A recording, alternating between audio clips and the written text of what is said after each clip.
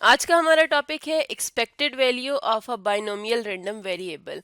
Expected value एक average value होती है जो किसी भी वेरिएबल के अकर होने के बारे में बताती है, और बाइनोमियल रैंडम वेरिएबल वो वेरिएबल है जो बर्नौली प्रोसेस की आउटकम्स को न्यूमेरिकल वैल्यूज असाइन करता है। बर्नौली प्रोसेस ऐसे प्रोसेस को कहा जाता है जिसकी सिर्फ दो पॉसिबल आउटकम्स होती हैं। एक को हम कहते हैं सक्सेस, जिसे हम एस से शो करते हैं, और दूसरी को हम कहते हैं फेलियर, जिसे हम एफ से शो करते हैं।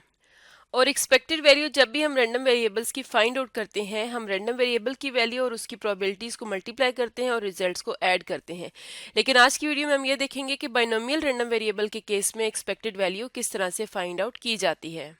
तो यहाँ पर हम एक जनरल बर्नौली प्रोसेस को कंसिडर करेंगे, यानी हम उसके ट्रायल्स लेते हैं एन। ट्रायल्स से क्या मुराद है? मिसाल के तौर पर हम एक कॉइन को टॉस करते हैं। अगर एक बार टॉस करेंगे तो उसको हम कहेंगे कि हमने वन ट्रायल लिया है, और कॉइन को टॉस करने से हमारे पास दो आउटकम्स आती हैं, हेड और टेल। तो इसको हम बर्नौली प्रोसेस कहते हैं। अगर हम दो बार कॉइन को टॉस करेंगे तो नंबर ऑफ ट्रायल्स क्या हो जाएगा? 2। तो यहाँ पर हम ट्रायल्स को ले रहे हैं एन। रैंडम वेरिएबल हम यहाँ पर इंट्रोड्यूस करवाते हैं x, और उसकी जो वैल्यूज होंगी वो 0 से n तक जाएंगी।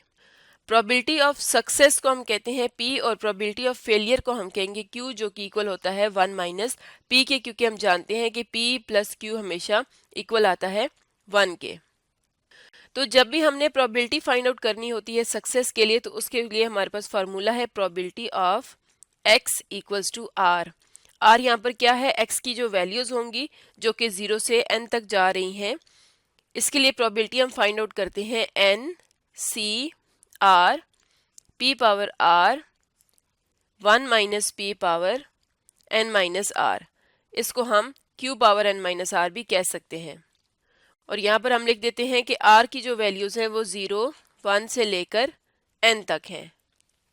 जैसा कि हमने पहले बात की थी कि जब भी हम एक्सपेक्टेड वैल्यू फाइंड आउट करते हैं, हम रैंडम वेरिएबल की वैल्यू और उसकी प्रोबेबिलिटीज को मल्टीप्लाई करते हैं। तो अगर इस केस में देखा जाए तो यहाँ पर अगर यही फार्मूला हम यूज करें, यानी एक्सपेक्टेड वैल्यू फाइंड आउट करें रैंडम वेरिएबल x की, तो इसकी वैल्यू स्टार्ट हो रही है 0 से। तो पहली वैल्यू 0 है, और उसकी जो प्रोबेबिलिटी होगी यहाँ पर हम इसकी वैल्यू पुट करेंगे x इक्वल्स टू 0, यानी इसको हम लिखेंगे probability of x equals to 0। ये आ जाएगा प्लस, अब x की वैल्यू जब 1 लेंगे तो प्रोबेबिलिटी आ जाएगी x इक्वल्स टू 1। इसी तरह हम चलते जाएंगे, तो जब x की वैल्यू n आ जाएगी तो उसके साथ आ जाएगा probability of x equals to n। अब यहाँ पर हम वैल्यूज पुट कर लेते हैं, तो ये आता है 0। Probability of x equals to 0 इस फॉर्मूला में हम पुट करेंगे तो ये आ जाएगा n c 0 p power 0 1 minus p power n minus 0 plus 1 multiplied by probability of x equals to 1 है, तो ये आ जाएगा 1 multiplied by n c 1 p power 1 minus p power n minus 1। इसी तरह से साथ आ जाएगा plus 2 n c 2 p power 2 1 minus p power n minus 2। और इसी तरह से हम n तक ये तमाम वैल्यूज लिख देंगे। ये आ जाएगा n c n p power n 1 minus p power n minus n। तो ये जो फॉर्मूला है ये कॉम्प्लिकेटेड हो जाता है, इसको कैलकुलेट करना मुश्किल हो जाता है। तो पहले हम इनकी जो एक्सपेक्टेड वैल्यूज को फाइंड आउट करेंगे। पहले हम n इक्वल्स टू 1 के लिए देख लेते हैं कि एक्सपेक्टेड वैल्यू क्या आती है। जब n 1 होगा तो r आएगा 0 और 1। इसका मतलब है कि एक्सपेक्टेड वैल्यू हम किस तरह से फाइंड आउट करेंगे? ये आ जाएगा 0 into 1 c 0 p power 0 1 minus p power n, जो कि 1 था, 1 minus 0 plus 1 multiplied bye 1 c 1 p power 1 1 minus p power 1 minus 1। तो इसको जब हम सिंप्लीफाई करेंगे तो ये आ जाएगा, यहाँ पर 0 इस पूरी टर्म के साथ मल्टीप्लाई हो रहा है, तो ये पूरी टर्म 0 की इक्वल हो जाएगी। और यहाँ से अगर हम देखें तो ये आ जाएगा 1 c 1 हमारे पास 1 होता है, मल्टीप्लाइड बाय p और 1 माइनस पी पावर 1 माइनस 1 0 है, तो ये ओवरऑल हमारे पास रह जाएगा p के इक्वल। अब हम देखते हैं कि अगर हमारे पास n की वैल्यू 2 हो, n की वैल्यू 2 के लिए देखेंगे तो r आ जाएगा 0 1 2।